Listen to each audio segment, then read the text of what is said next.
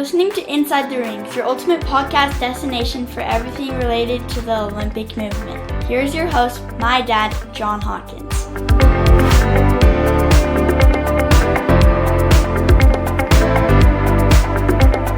Hey everybody, welcome back to Inside the Rings, the podcast where we explore the people, the passion, and the purpose behind the Olympic and Paralympic movements. I'm your host, John Hawkins, and today we have a really special follow-up with U.S. bobsled driver and reigning world champion, Kaysha Love. Kaysha, it's great to have you back on. Thank you, John.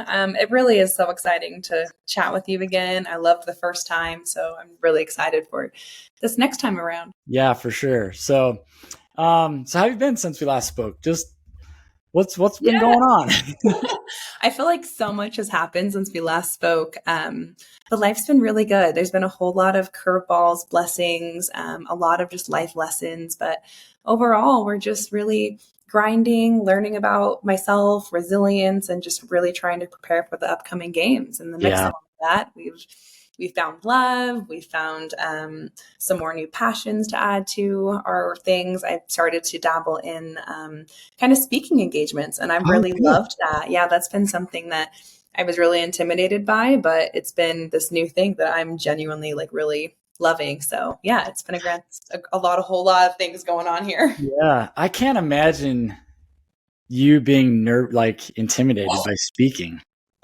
Like you're so well articulated, you know? Thank you. Yeah, I don't feel like I've always been that way. It's definitely been something that I've worked on. I really struggle being vulnerable with people and just really kind of sharing my whole story. You know, sometimes I have this tendency of wanting to kind of come off really put together, right? Just I have my stuff together and it's great. And then in the last 2 years, I really started to kind of understand the things that I was going through and being able to express that to people and just being okay with being vulnerable and just sharing my story. And that's what's been so fun, is that I can finally be my authentic self and don't have to be so put together. And it's been helping the way I see myself on and off the ice. So, but I am absolutely terrified. I get up in front of people and I'm oh no, this is going to be absolutely terrifying, but it's been such a fun challenge, I guess. Yeah. Oh, that's awesome. Do you have a special topic that you speak about with groups or? Yeah, honestly, it's been kind of a handful of everything. Right now, I'm really kind of touching on how my last 2 years in the sport has been. There's been so much that I've had to learn and grow and just kind of be resilient through, right? And I've just learned that I've had so much success and really the way I like to word it is I have a lot of excellence happening, right? It's the big Olympic value of just trying to strive for this relentless excellence. And I just truly believe you can't have excellence without resilience. But I didn't fully understand that until the last 2 years of my piloting career. So just been sharing my story of how I got into bobsled and why I think the pain and struggles and challenges are so important. And it's just been really fun to share that with everybody. Oh, awesome. That's great. So let's kind of segment this into a couple different things. Let's do it. Let's reflect on, I'd love to hear your thoughts on the 2024-25 season. And then we'll go ahead and look ahead to Milan Cortina, which is coming up in 8 months, right? Yeah, absolutely. For sure. I love it. But I guess we'll just kind of start from backwards a little bit. We'll just kind of World Championships. That was so surreal. It still doesn't really feel real all the time in the sense that really happened. But I think now looking back on it in the sense that winning World Championships did nothing more than changing my resume, but it also just really gave me the hope and believing that there's something bigger is truly possible. I think if somebody would have told me after the 22 games, hey, 3 years from now, you're going to be in a new position, and not only that new position, but you're also going to be the world champion, leading into the Olympics, I would have told them they were crazy. There's no way. I just know the sacrifice and the challenges and just the pain it takes to be successful at that level. And then especially in that position of a pilot, and with the athletes that we have in the world, they are just incredible athletes. No way anybody could have told me that was going to be my destiny. So the fact that that was the case really does it gives me a lot of hope that moving into Italy, things are going to kind of progress in that direction. And leading into World Championships, we had a lot of ups and downs. I was battling with a couple injuries coming into the season. My dog passed away on Christmas. Yeah. Yeah. I saw that. I felt so bad. Oh my gosh, it was devastating. Like she was my soul. She was my girl. But yeah, and it was pretty traumatic. So she ended up drowning in our family pool, which was terrible. So lost her like unexpectedly, and then had to immediately go back to tour like 4 or 5 days later. And so trying to compete and then entering into like a new sled, we're trying to test equipment like leading into the games. And so I battled a couple crashes like immediately after all that stuff. And so the season was just full of really big downs and really big ups, and finishing the season of like recognizing that all of those, like I said, the challenges, those sacrifices, those tears, right? They were all worth it. And it's very reassuring, but also a lot of pressure going into this Olympic season with that title of being a world champion. But target on your back, right? Yeah. It really is. So tell me about some of the season's standout moments. Which race or track run are you most proud of, and why? Yeah, definitely World Championships. Okay.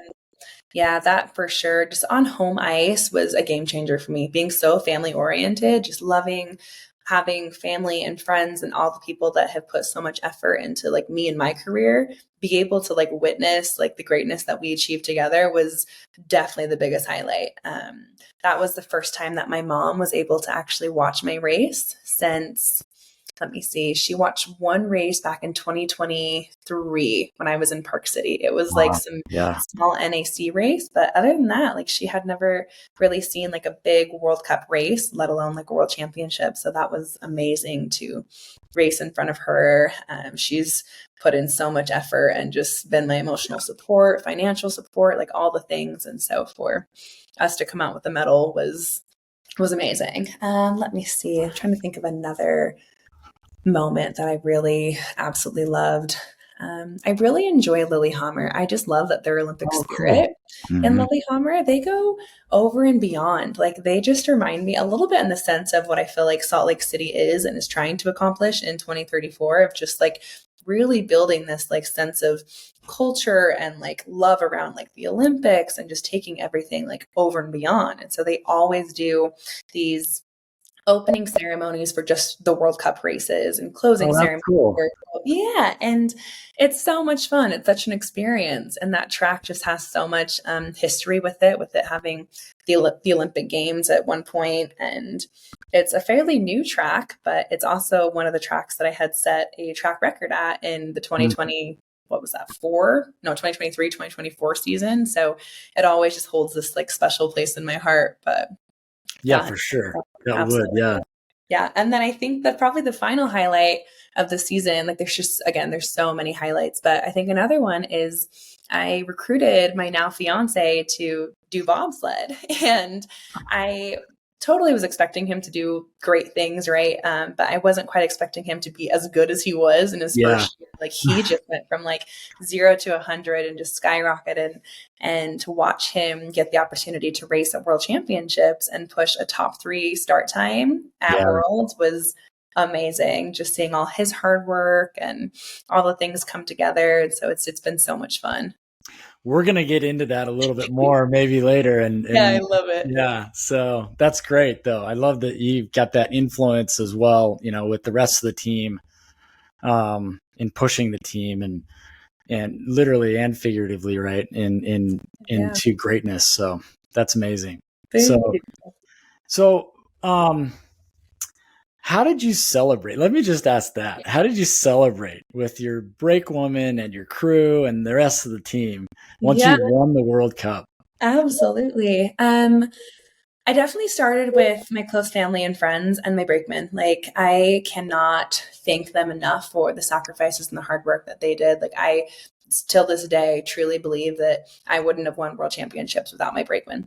At the end of the day, like the event that I won was in monobob, but my sled weighs 300 pounds and requires 3 people to move. And so at the end of the day, like to have their position to be so selfless to work and move and like prepare a sled that they're not even competing in is really so moving to me. And it still like makes me emotional because at the end of the day, the first time I see my sled on race day is at the line. And so there has to be so much like trust and preparation and selflessness on their end to prepare that sled. So as soon as the race was over, like I absolutely was so like, we have to celebrate with the ladies. Obviously, like took them out to dinner for their birthdays and stuff, giving them like their little gift cards and all of that kind of stuff, but just really showing my gratitude for how much they sacrificed at those games. Yeah. And then at the end of the night, they have it's tradition. There is this like bar kickback area here in Lake Placid that's just legendarily known as like Zigzags. It's a place that like everybody goes and just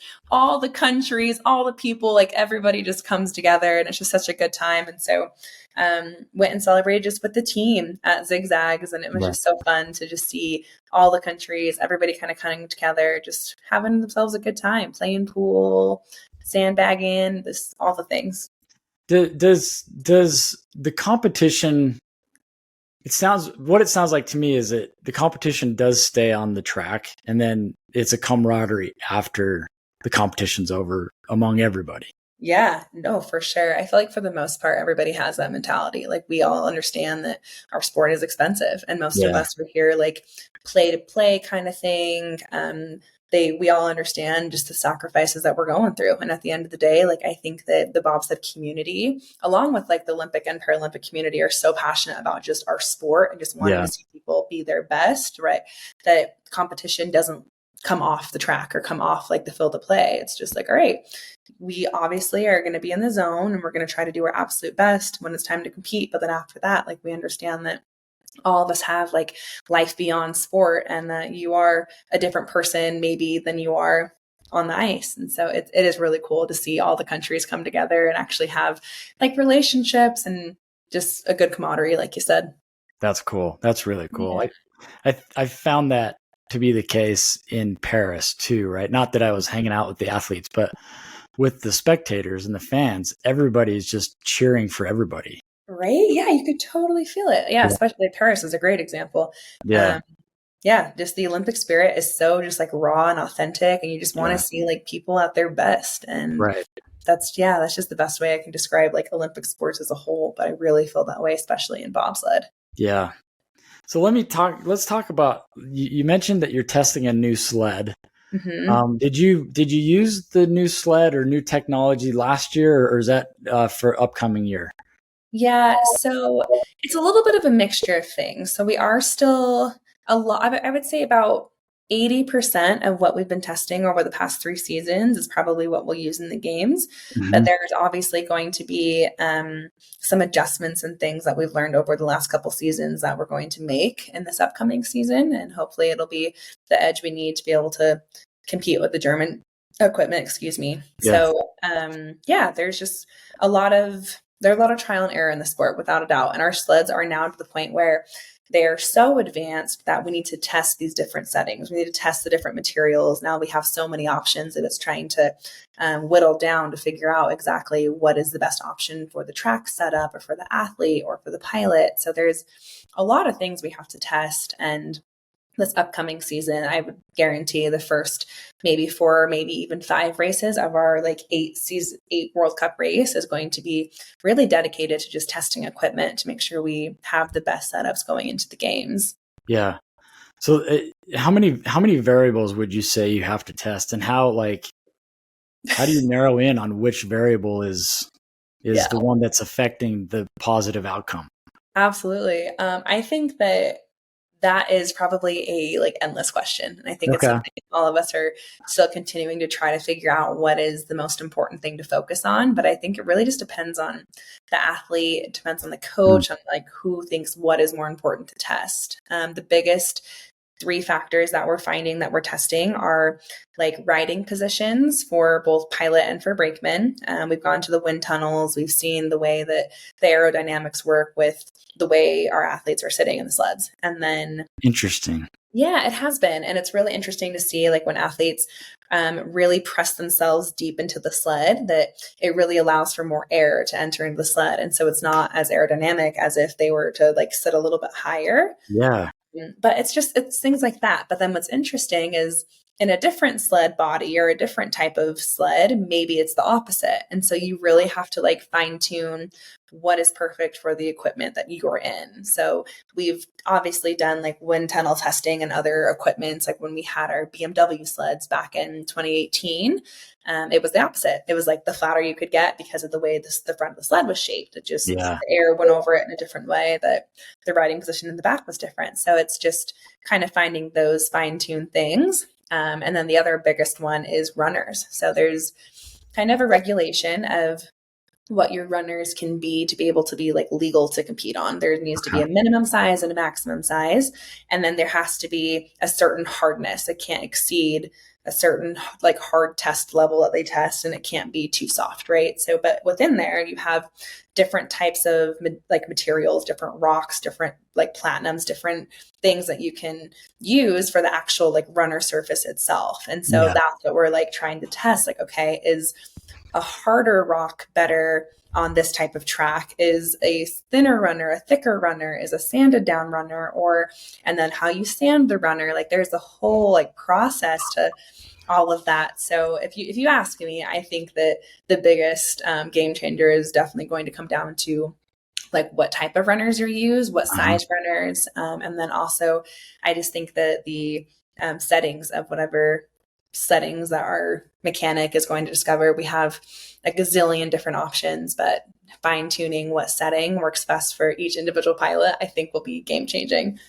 Does it change? Does your setup change based on like climate of where you are in the world? It could. Yeah, absolutely. So the runners absolutely change depending on like the track conditions or the weather, the humidity or whatever it may be. It changes the way the ice responds. Sometimes ice can be really, really hard or very brittle or squishy because of like the humidity, frosty, like all of these like elements change the way that the sled and the runners react on the ice. And so you have to be really aware of that going into a race of, okay, the weather is going to be really cold, which means the ice will be really, really hard and super fast, which means you might want to take a smaller runner, considering that the smaller that you go in radius, the more control you have of the sled. And the bigger you go in radius, the less control you have when you're driving. And so, yeah, you just try to bring all of these variables into the equation and hope that preparation met opportunity and it works. Yeah, for sure. It's a lot. Man, I imagine just like the science behind it gets so minute and technical, and the team is great at it, obviously, because you guys are winning. So grateful we have a team for it. That is just another equation to my sport that I'm just like, that is insane. It's no longer about like who's just the best athlete or the most prepared, the mentally strongest. Like it really boils down to all things. The equipment, the best team, the team behind the team. It's like, who do you have, making sure that all those crazy equations and settings and things match up. So we have a great team. So I'm very grateful for that. So let's talk about you on the track for a second. Obviously bobsled is a very demanding mental and physical, sport. You run it. I don't know how many G's you pull around corners, right? But how do you maintain sharpness, mental, physical sharpness throughout this World Cup season? Yeah, that's a good one. I like that question. I think for me, the biggest thing is to just trying to stay grounded as much as I can, like remembering my purpose, remembering my why, and just acknowledging the fact that there's going to be days that are going to feel like hell. Like that's just what it is. And that's like the price that you pay for your dreams. And that's the price that like I'm willing to pay. And so on the days that I just don't feel like doing it, I have to remind myself that sometimes like your feelings will lie to you. They'll make you feel like you don't want to do this or that your dreams aren't worth it. But at the end of the day, like your feelings are just that, they're feelings, and you need to like push through it. And sometimes like the best way to get through something is just to like go through it, right? And I remind myself that, like God didn't bring me this far to just bring me this far. And so you might be in your feelings, you might be emotional about it, but at the end of the day, like this is what we have to do to see the light at the end of the tunnel. And I found that just really having a solid support system around you and just finding your things outside of bobsled that make you reset, like recharge, and that make those training days 10 times easier. Because when you're going into those, you're not going into it with an empty tank. You're going in there with a full tank. You're able to give your 100% effort every day. And that's been something that I've really recognized to be a big game changer for me. When my tank's empty off the ice, it's 10 times emptier on the ice. Yeah. Are there any routines that you've adopted to help, like, because I have those days too, right? In my job, in my daily life, I'm just like, I don't have it today. Yeah. Right? Are there anything that you've adopted to help get through those? Yeah. For me, it's my phone is a big thing for me. I think with just like having full access to just social media and being able to like contact everybody and being able to contact me, I always am like this people pleaser person of like when someone asks something or whatever, like I obviously want to jump on it, do the things, but I find when I kind of set my phone aside and just have like some me time or just be like present in that moment without like my phone has been a big game changer for me. Like when I go to a workout and I'm dragging, don't really feel like doing it, like I recognize, okay, if I just put my phone away for 2 minutes, don't look at it, don't nothing, 2 minutes, and just lock in on this stretch or this jog or whatever it may be, I find my motivation to slowly start coming back. Like I don't have this like desire to want to check Instagram or check my phone. Like all of a sudden, like all of my laziness, I guess, kind of comes together and starts recognizing like, oh, this does feel good. Oh, this is great. Oh yeah, we do have a mission. Like this is what it is. And then even when that doesn't happen, like I remind myself that I need to look at things. I call them like little wins, right? Yeah. At the end of the day, if you look at the big picture, like if I was to break down my day, like I have to sprint, I have to push the sled, I have to do a weightlifting session, sports med, check up on emails, like do all these things, like that can get very overwhelming. And so I really break it down. Like, okay, my day is going to consist of like 10-minute periods. Like, okay, for this first 10 minutes, I get to go eat breakfast. Like that's not hard. I get to wake up and go eat breakfast. Right. And then after breakfast, like, I'm like, okay, now I get to go drive to the track. It's like, great. And I just try to change that mentality of like, I don't have to do anything. Like I get the opportunity to, the opportunity to train and to chase this passion and to relentlessly give everything I have 100% of the time. And I started recognizing that it was a lot easier to give my 100% effort every day, even if that looked like 80% one day or 20%, but whatever percent I gave out that day, it genuinely was my 100%. So just really relying on like these little wins of, okay, we won breakfast today. I got up. I ate before my sprint session, which for me is like, that's kind of a challenge when I think about, oh, I have to eat before working out. Like I really struggle eating before going and training. And so like, I have to celebrate that. Like, okay, we did it. We had us some fruit and an oatmeal. Like, this is great.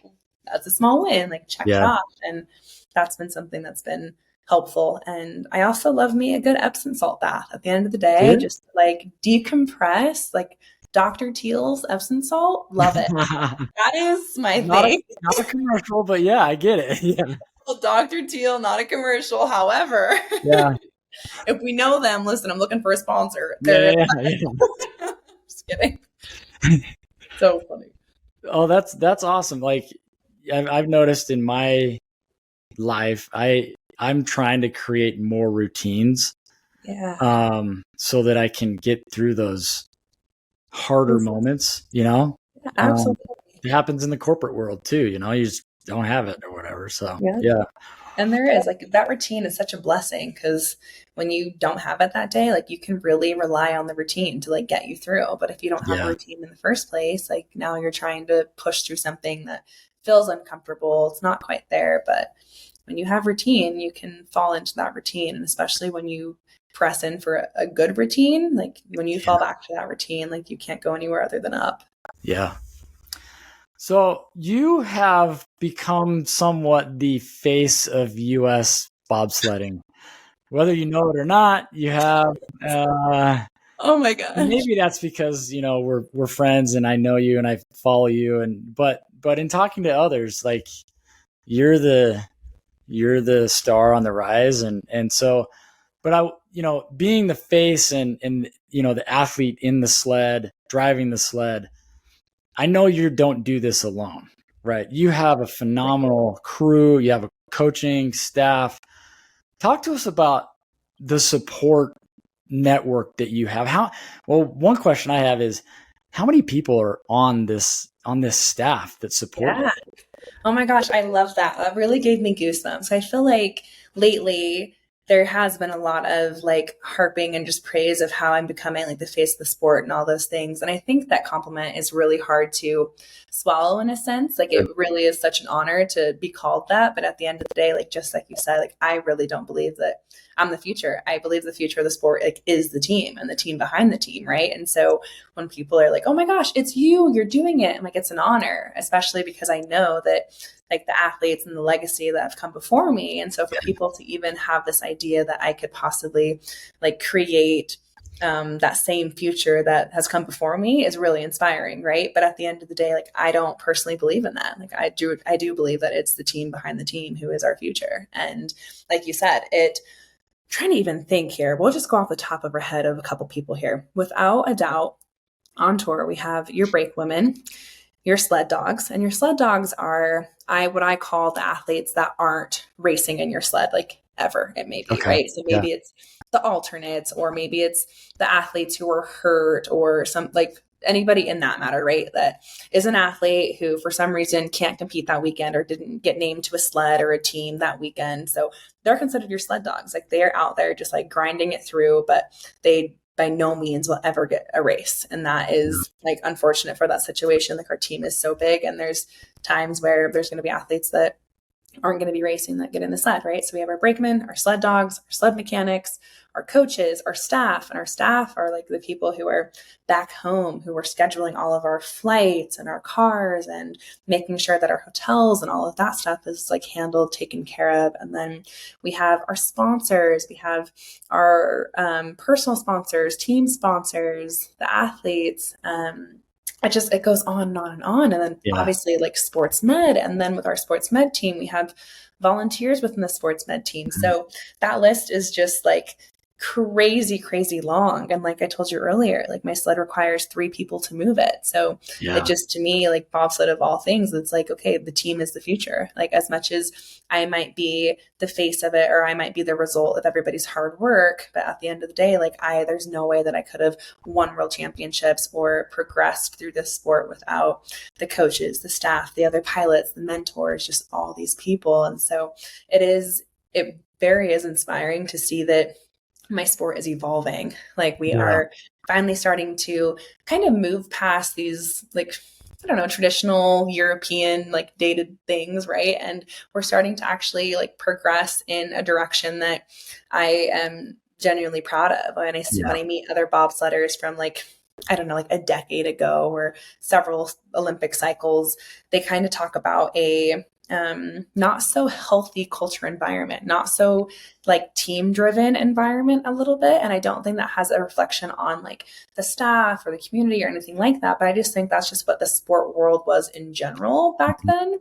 And so to see them come back and to be very like shocked and excited, and just to see the amount of like camaraderie and teamwork and just the direction that the entire team is going, that we could now have 3 sleds in medal contending for both mono and 2-man, and our men's team is finally starting to grow. And after the loss of Steve Holcomb, to see medal contending opportunities back in the men's field is amazing. And so that is what gets me like really fired up and pumped. And it's really cool, and it's an honor that I'm the result of everybody's hard work. But at the end of the day, like it is really an honor to be just a member of this team who is working so hard and grinding to like make a difference in our culture and in our sport.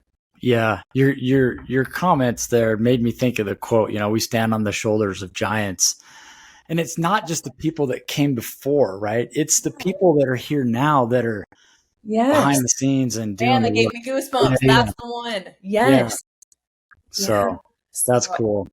It is. And it really is so cool to see all of our team recognizing that like no position is too little or too big to make the biggest difference in our team.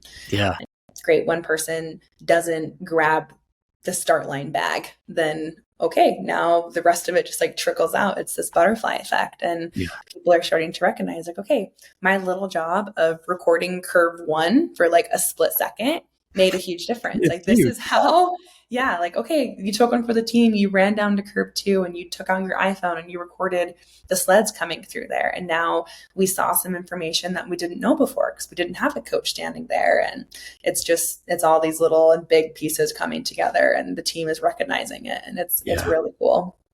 Oh, that's awesome. Well, we're going to move ahead, but congratulations on such a great season. I know, like, as you mentioned, it was ups and downs, but ultimately it was, up. So that's incredible. Thank you. So, let's talk about Milan Cortina for a second, and then we'll get into maybe some, a lightning round of rapid fire questions. Reflecting on where you're at today, what top 3 goals do you have, 2 or whatever for the 2026 games?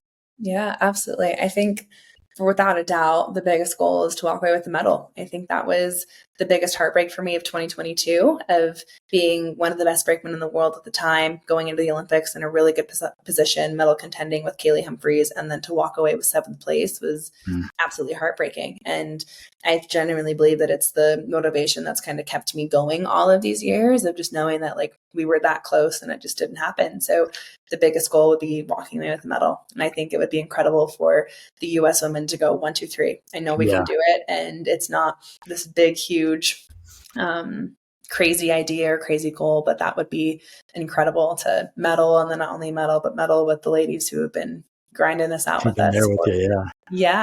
Super cool. And then let's see, the second one, I don't know if it's quite a goal all the way, but my mom has never been to Europe before, and she's never been to the Olympics. With COVID happening in 2022, I think it would just be amazing to like finally show her more of the world and more cultures, and for her to also just be able to be there at the games, win, lose, draw, crash, whatever it may be. Just to have her there is unreal. And then to know that I have built so many connections and just a massive community back home that I've always like longed for and really wanted. Like that's really the whole point of me starting track from gymnastics. It wasn't involved in the community, and I wanted that, right? And so now finally being able to be back in Salt Lake and around the people, and knowing that delegation team, Salt Lake 2034, is going to be in Milan, and that alone is like huge. And just to know that I can perform in front of my community and my family, like my people from back home in Italy, is also something I'm really much looking forward to. Oh, awesome. Man, that gave me goosebumps right there. Just getting your mom over there. Yeah. That's awesome. So, with the Team USA bobsled program, you think that, you mentioned the women could go 1, 2, 3. That's a real possibility. How about the men? Yeah, I think that our men are up and coming. I really feel like there are dark horses, truly. Like, we in the past haven't had really the talent level of the push athletes that some of the other countries have had. And we finally have gotten our push athletes like up to par. We're hitting start rates 2s and 3s and top 5s, and we're finally in like striking distance. And I believe that maybe it's the brakeman in me coming out, but like the race is won and lost like at the start, and so sure. And we didn't have those horses to give us the horsepower for our men's team. Like we really hurt. And so the fact that, and we had young pilots, they were very, very young in their career. And now they had another quad under their belt. We have the best equipment, the best brakemen. Our pilots are finally becoming more experienced, and they're ready to take on the world. And you see it every World Cup race. They are dominating, and equipment that's not theirs, like rented equipment or injured brakemen here or there. And so I think that with them, they have all the pieces. It's there. It's just a matter of like that preparation opportunity meeting. And I truly believe that for them, it could be the Olympics. That's incredible. Yeah. Well, we'll definitely be cheering all the team on. It'll be a blast. Yeah. How do you mentor these newer team members that are constantly coming on, right? Yeah.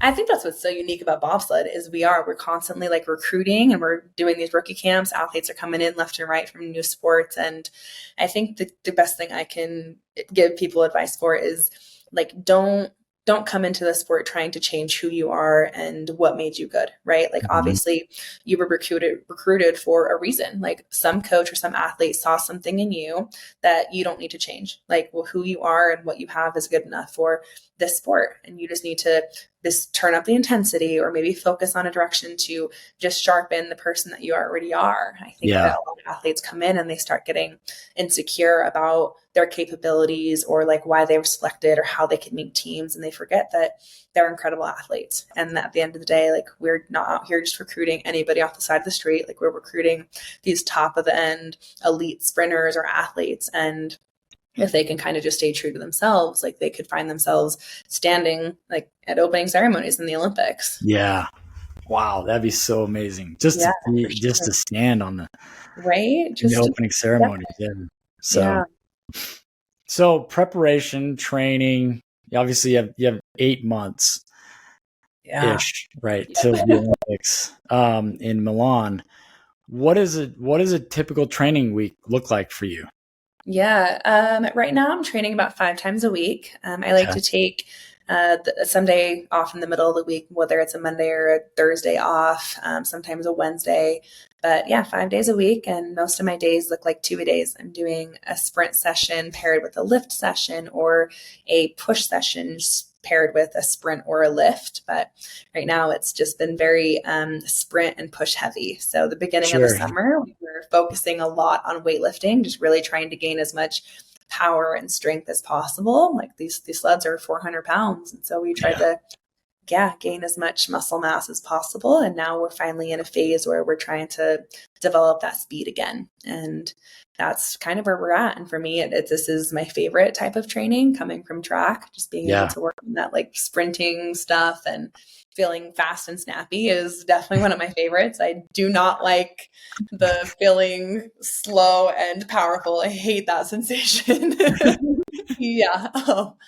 But no, it's been really busy, but my days definitely turn into like these 6-hour training days. Like, it's like 2 hours sprinting, 2 hours pushing, another 2 hours of sports med on the back end, trying to find time to eat and extra recovery within those days. But yeah, it's been very nonstop, but I love it. The summer is where winter champions are made. I love when people are like, oh, you're off, right? Like, you get to go on vacation and go to the beach. And I'm like, I wish that was the case. Off. Yeah.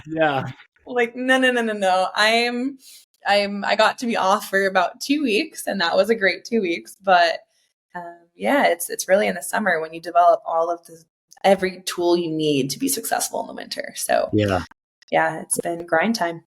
Any changes this season from previous seasons or past, like in your training regimen? Mm-hmm. I think every season you start to learn more about yourself and what it is like you need, your strengths, your weaknesses. You find more about the sport, right? And so when I first entered, I trained like complete track athlete, didn't have any bobsled specific things in there. Second year, added some more bobsled things. And then you start learning and discovering what it is. And then as you are getting older, your body also needs different things. And so for me, I fully expected to like increase my training load, right? I'm like, okay, in my head, it was, I got track workouts, bobsled workouts, and now weightlifting workouts. But now just the way my body is responding to some of the workouts, like, I definitely am realizing that like rest is everything. Like, I need to really prioritize the rest and recoveries, and just understanding that it's definitely like quality over quantity. And there was a point in like my collegiate career and even in gymnastics where it's like, quantity, absolutely. Quality, we're like, it's there. Like, the numbers will pop up. Like, we just need 1,000 reps, like 1,000 reps to perfection. And eventually it will be there. So the biggest change I've made is adding like an extra recovery day, or taking my rehab and prehab so serious. It's been something that has saved me. I've struggled with like Achilles and hamstring injuries. And this season, knock on wood, has been so far staying like relatively healthy. And I think it really boils down to me spending an extra 2 hours a week working on the prehab or the rehab. And it's, again, things in my head that I never would have done 5 years ago. Like, I'm not injured. I'm good. I don't need to do a prehab. Like, what is a prehab? Are you kidding? Like, no, I'm good. And yeah. Yeah. So I think you kind of answered this question, but how do you prevent overtraining with, your performance, your excellence? Yeah, I think that is definitely the bigger struggle that all us bobsledders have.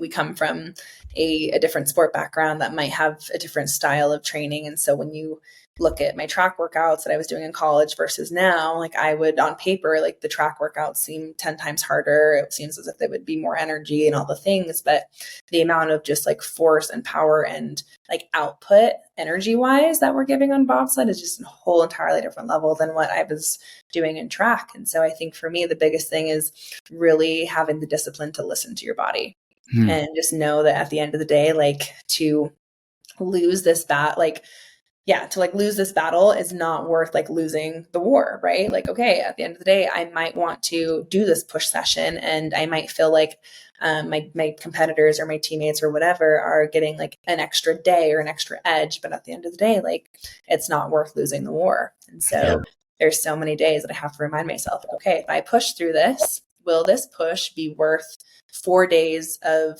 bad training, 4 days of maybe not even being able to train at all because your Achilles hurts or your hamstring hurts. So you have to really like weigh these like risk rewards in a way that I think a lot of athletes don't fully understand all the way. Like we just are so hard headed and like we want it now and we want to push all the way. And sometimes we overtrain and we ignore our body when it tells us that maybe we need to max out right here. And so that's been my biggest thing. I'm like, okay, listen to your body. When it tells you something, like you can't ignore it. You can't just shrug it off. Like when it's telling you, like it will tell you what it needs and how it's doing. You just have to be willing to listen. Yeah. It's that whole adage of sharpening the saw.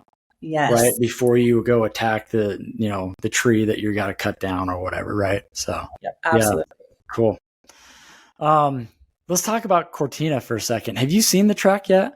I've seen it. I haven't seen it in person, but I've seen pictures and videos and yeah, it looks exciting. It's been mimicked after the old track. And has it? Okay.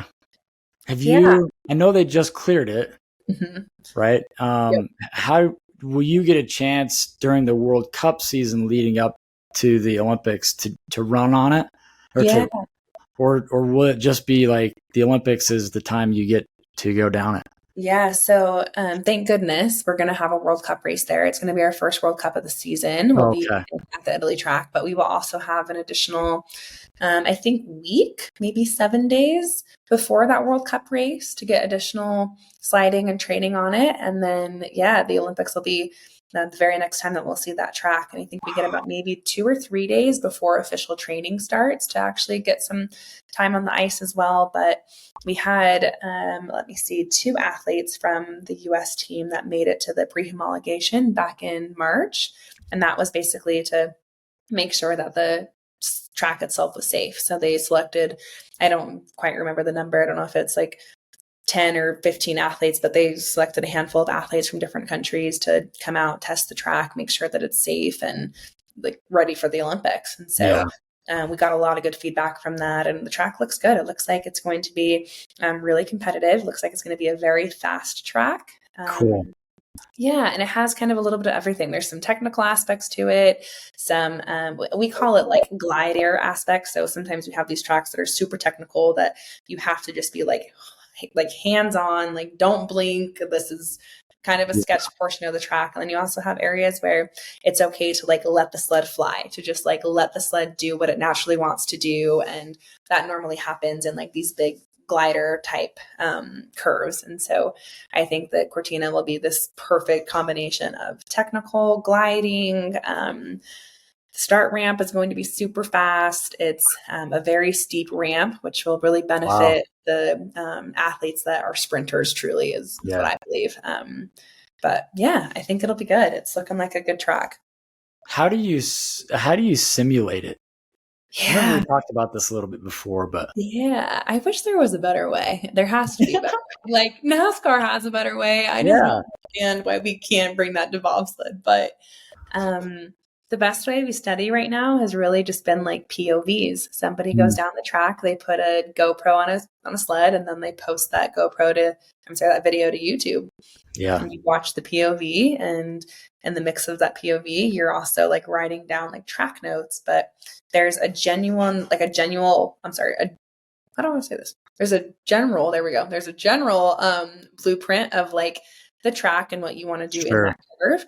But then on the days that you're sliding, the profiles of the ice can melt or build up or change. And so you have to kind of on the fly that day of when you're doing a track walk, okay, my track notes say I need to do X, Y, and Z, but today X is definitely looking like Y. So I need to yeah. do something totally different today. So yeah, it's just having this idea of like, okay, this is my general plan, and then just be willing to be adaptable on the fly.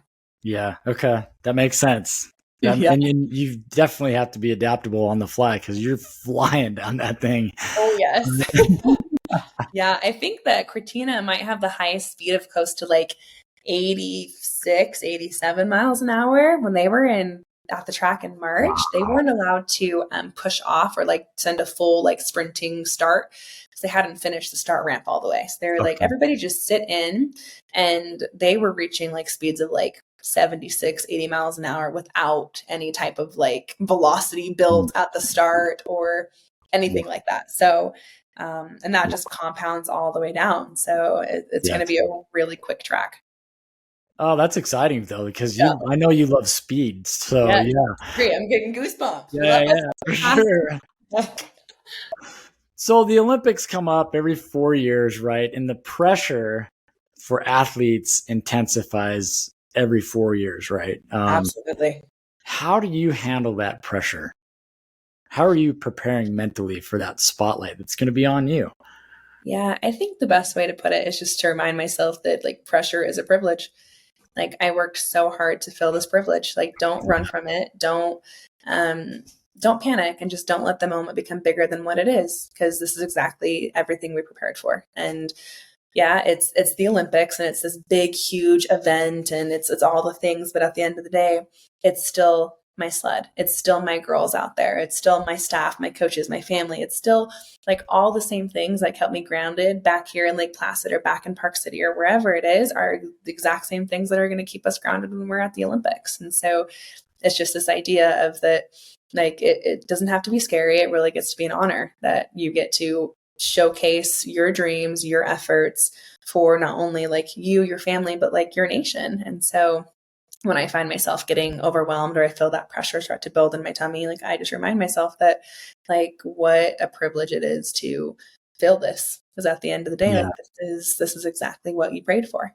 So is that the mantra that you use, that like pressure is a privilege, to keep you going? Absolutely. I love that mantra. Yeah. Because I think you're right. Like you're an Olympic athlete.